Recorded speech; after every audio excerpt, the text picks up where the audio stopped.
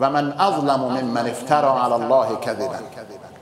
چه کسی ستمکارتر است از کسی که افترا بست بر خداوند دروغی را.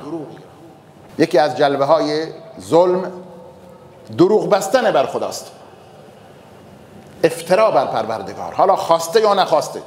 بزرگترین جنایت در حق دین است کسی تعمدن افترا بر خدا ببندد، بر دین خدا دروغ بگوید درباره دین خدا. از خود همینطوری تعمدن دروغ بگوید برای تحریف در دین، ایجاد انحراف در دین. حتی اگر ناخواسته باشد، انسان از روی جهل بخواهد درباره دین خدا حرف بزند، اینم نهی شده است، حجت بر انسان تمام شده است.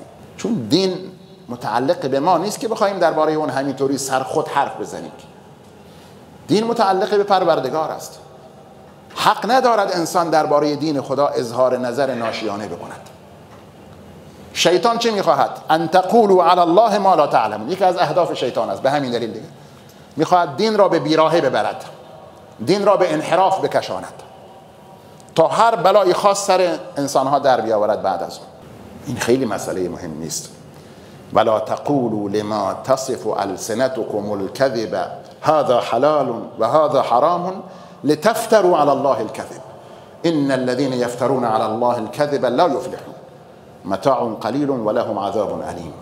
سوره نحل خدا فرموده است که به آنچه که زبانهای شما به دروغ توصیف میکند، ناشیانه یعنی توصیف میکند، نگویید که این حلال است این حرام است.